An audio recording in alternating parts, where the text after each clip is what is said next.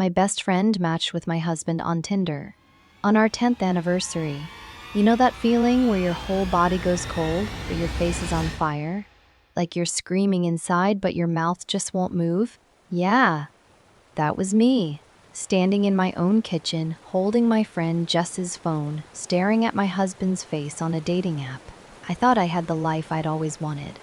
10 years with Ryan, 2 kids, a house in Raleigh with the wraparound porch I'd been pinning on Pinterest since before we got married. I was the one who packed lunches at 6 a.m., drove carpool in the rain, managed the family calendar, remembered everyone's allergies at every school potluck. I was the one holding everything together while he built his career.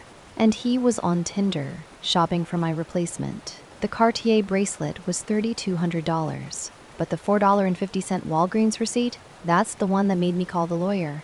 By Friday, I'd taken everything, and I mean everything. His own mother called me to apologize. That's how bad it got. This is my story. Broken vows. Let me take you back to that Tuesday. Jess came over for wine night, our thing since our 20s. She'd just gone through a breakup and downloaded Tinder as a joke. She was swiping, cracking up at bad bios, and I was loading the dishwasher. Because even during girls' night, I was still cleaning up after everybody. That's just how it was. Oh my God. Her voice changed, not laughing different, scared different. I turned around. She was staring at her phone like she'd just seen a car accident. What? I wiped my hands on the dish towel. She didn't say anything. She just turned the phone toward me. And there he was, Ryan Mitchell, age 36, just looking for something real. 3 photos, and one of them was a picture I took at our anniversary dinner. 2 weeks earlier, he was wearing the blue shirt I bought him for his birthday. The same photo I'd posted on Instagram with the caption, 10 years, and I'd choose you again every time. My stomach dropped so hard I grabbed the counter to stay standing. My hands were shaking. I put the phone down because I was scared I'd drop it. Leah, Jess whispered. I swear I had no idea. I would never. I know, I said. My voice came out flat, hollow, like it belonged to somebody else. I know you wouldn't. But here's the thing that cracked me open. It wasn't just that he was on Tinder. It was that photo. My photo. From a night I'd gotten a babysitter, put on the dress I'd been saving, done my makeup for the first time in weeks, because I wanted to feel like more than just a mom for one night. I thought we were reconnecting. He was building his dating profile. After Jess left, I sat on the kitchen floor for 45 minutes. Just sat there. I didn't cry at first. It was like my body forgot how. Then it hit me all at once and I cried so hard I had to shove a dish towel against my mouth so I wouldn't wake the kids. At 2 a.m., I was still awake. Ryan was snoring next to me. And I was doing the thing every woman swears she'll never do. I was on my phone under the covers Googling how to tell if a Tinder profile is fake and signs your husband is cheating. I know. I literally had the proof on Jess's phone, screenshots and everything. But I was sitting there at 2 a.m. trying to convince myself it wasn't real. Maybe someone stole his photos. Maybe it was an old account he forgot to delete. Maybe he made it during a fight and never used it. Maybe I was the crazy one. If you've ever been there, where you know the truth but your brain keeps inventing exits because the truth is too heavy to hold. Yeah, that was me. For 3 hours. And then I did something I'm not proud of. I reached over and picked up his phone from the nightstand. His password was our daughter's birthday. The man couldn't even bother to change it. I felt sick opening his apps. Like I was the one doing something wrong. Isn't that insane? He's on a dating app and I feel guilty for looking. But that's what it does to you. The betrayal makes you feel like the bad guy for catching it. He kissed me goodbye the next morning, like always, and I kissed him back. I hated myself for it. Because part of me, this pathetic, desperate part I didn't want to admit existed, still wanted it to not be true. I still wanted him to have some explanation that made it okay, even though I knew. But the second his car turned the corner, I went to his home office. His laptop was right there on the desk. Same password, Tinder first. Active for 4 months. 4 months.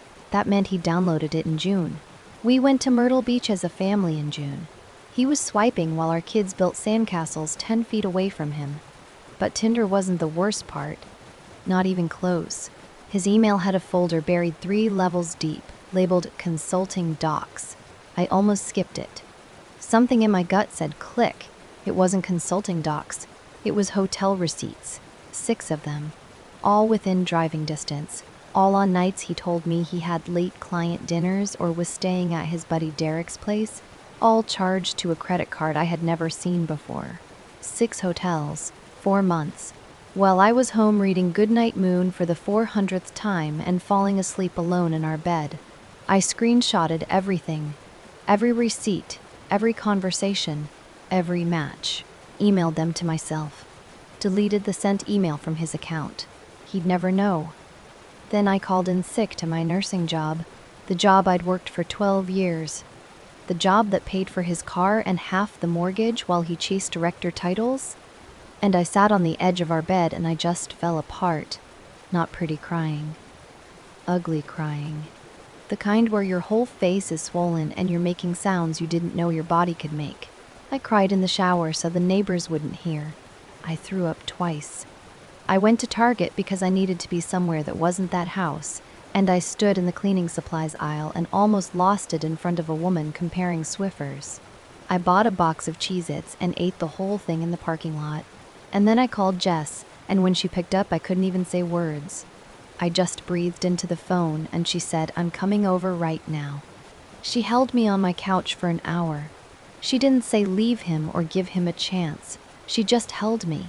And somewhere in that hour, something shifted. Not snapped. Shifted. Like a gear catching. The grief didn't disappear. It just moved over. Made room for something else. Anger. Cold, clean, clear anger. I'd watched enough Dateline to know. The wife who screams and throws things gets nothing. The wife who goes quiet, she gets everything. I went quiet. I spent the next week being the perfect wife. Dinners on the table. His favorite beer in the fridge. Laughing at his unfunny jokes. And every single day after he left, I dug deeper. The credit card statements showed a pattern. Every hotel was on a Tuesday or Thursday. Client dinner nights, and the charges were escalating. Started at $89. By September, the Umstead Hotel and Spa, $340 a night. He was upgrading his affair. With my money. Then I found her. Not on Tinder. On his actual phone, he downloaded Signal, the encrypted messaging app, but he'd left it logged in on the family iPad. The iPad my 7-year-old uses for math games. Her name was Megan, 26, worked at a boutique downtown, and she didn't just know about me. She thought I was a joke. I read messages where she called me the nanny, because all I did was take care of kids and clean. Ryan sent a crying, laughing emoji. About me, his wife. The woman who held his hand in the ER when he had kidney stones. The woman who missed her own grandmother's last birthday because he had the flu and couldn't watch the kids. She called me the nanny, and he laughed. And then, buried in the credit card charges, I found a receipt from Walgreens. $4.50. A pregnancy test, purchased the same week as the last hotel stay. I stared at that receipt for 10 minutes, not crying, not shaking, just doing math. Was she pregnant? Was he about to have a baby with someone who called me the nanny while I was raising his actual children? I didn't know yet, but I was going to find out. Monday morning, I called Patricia Chen, the divorce attorney they call the closer in Wake County. Every woman I knew who'd been through it said the same name. She looked at my screenshots and actually smiled. "Honey," she said, leaning back in her chair, "North Carolina is a fault divorce state. You know what that means? Adultery affects alimony. And those hotel receipts? That's called dissipation of marital assets. The judge will make him pay every dollar back. And these Signal messages." She tapped my phone screen. "This is better than a confession." A forensic accountant Patricia recommended found another $14,000 in charges I'd missed. Restaurants. Gifts. A Cartier bracelet. $14,000 of our family savings on a 26-year-old who called me the nanny. Meanwhile, Ryan had no idea. He came home every night, kissed me on the forehead, asked about the kids, played catch with our son, watched TV with his arm around me, living his double life like he was in a movie and I was just a background character. But I wasn't a background character. I was the most dangerous person in his life. And he didn't know it yet. I practiced the confrontation in my mirror at night. After he fell asleep, I'd stand in the bathroom and rehearse exactly what I'd say. My hands still shook every time. But less. A little less each night. 2 days before I was going to file, Jess called me crying. "Leah, I need to tell you something and you're going to hate me." My stomach dropped. What? That night at your house? I'd already seen his profile 3 days before. I was trying to figure out how to tell you. I'm sorry I didn't. Jess. It's okay. You showed me. That's what matters. I meant it. She was scared. I got it. But that's not all.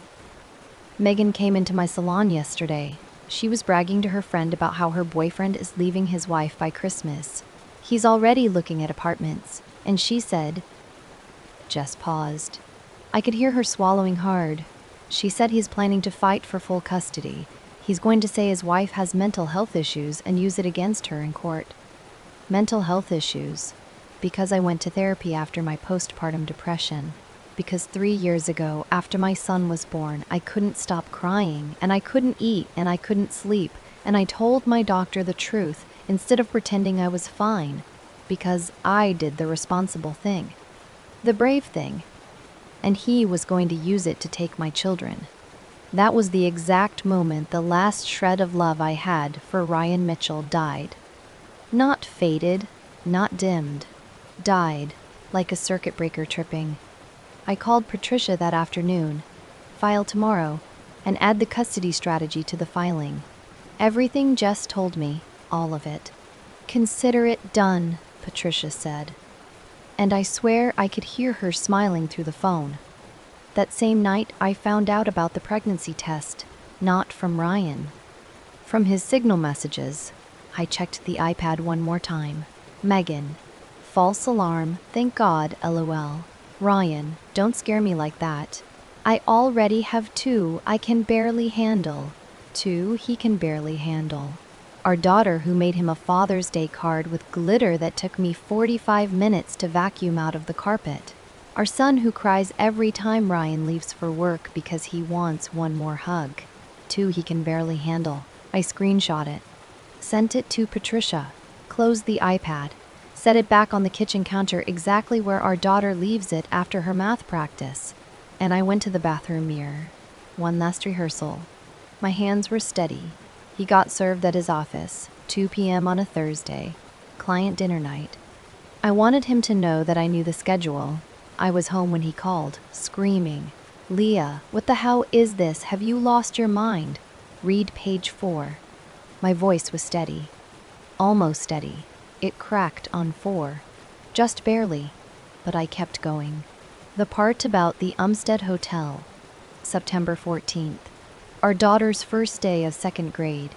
You missed it for a hotel room with a 26-year-old who calls me the nanny. Silence. Dead, gutted silence. And Ryan? The Cartier bracelet. $3,200 from our joint savings. Patricia says the court calls that dissipation of marital assets. You're paying that back, plus the other $11,000, plus my legal fees, plus alimony. Because North Carolina doesn't like cheaters, honey. And you put everything in writing. He started stammering. Leah, wait, we can talk about this. I was going to end it. She doesn't mean anything to me. She doesn't mean anything. You spent $14,000 on nothing. You were going to take my kids using my therapy records. For nothing. I paused. Let the silence crush him. And Ryan, 2 I can barely handle. I saw that message too. The judge is going to love it. I could hear him breathing. Short, ragged. like the ground had opened under him and he was still falling. "You're right about one thing," I said, and my voice shook a little. Not from weakness, from everything. From 10 years and 2 kids and 600 packed lunches and a Pinterest porch and a blue birthday shirt and a crying laughing emoji about the woman who held his whole life together. She doesn't mean anything, and now, neither do you. I hung up, set the phone on the counter, and for the first time in 5 weeks, I took a full breath. The divorce was finalized 4 months later. Patricia earned every penny. I got the house, primary custody, alimony for 5 years, child support that actually reflected his income instead of the lowball number he tried to claim. The judge cited dissipation of marital assets and ordered Ryan to reimburse $14,000 to the marital estate. His custody play with my therapy records? The judge shut it down in one sentence. Seeking treatment for postpartum depression demonstrates responsible parenting, not the opposite. Megan dumped him 3 weeks after he got served. Turns out a freshly divorced guy with 2 kids, a massive alimony payment, and a reputation as a cheater isn't quite as exciting as a married man with a secret credit card. Shocking. Ryan's buddy Derek, the fake alibi for all those hotel nights, he texted me after the divorce. "I never covered for him, Leah. He told me you knew." Even his alibi was a lie built on another lie. Ryan moved into a 1-bedroom apartment across town. Last I heard, he's back on a dating app. Profile says, "Looking for something real." Some things never change. Some women do. It's been 8 months. My kids are okay. My daughter asked me last week why Daddy doesn't live here anymore. I told her the truth, the only way a 7-year-old can hold it. Sometimes grown-ups make choices that mean they can't live together anymore. But Mommy and Daddy both love you more than anything in the whole world. She hugged me, said "Okay, Mommy," and went back to her math app. Kids are stronger than we think. I'm stronger than I thought too. Here's what I want you to know if you're listening to this and something feels off in your gut. That feeling? It's not paranoia. It's not you being crazy or insecure or dramatic. It's your body telling you the truth before your heart is ready to hear it. I spent 10 years being the perfect wife, packing lunches, scheduling appointments, holding it all together while he was holding someone else. And the woman who found those messages on a Tuesday night, she was terrified. She wanted to scream. She wanted to beg. She sat on her kitchen floor with a dish towel in her mouth so her kids wouldn't hear her cry. But the woman who walked out of that courthouse, she was different. Scarred, sure. Tired, absolutely. But free and strong. And for the first time in 10 years, mine. I'm Leah, and this is my story. Broken Vows. If my story helped you, or if you know someone who needs to hear it, I'd love if you subscribed. There are more stories in the playlist. Women like me, who didn't just survive. We won.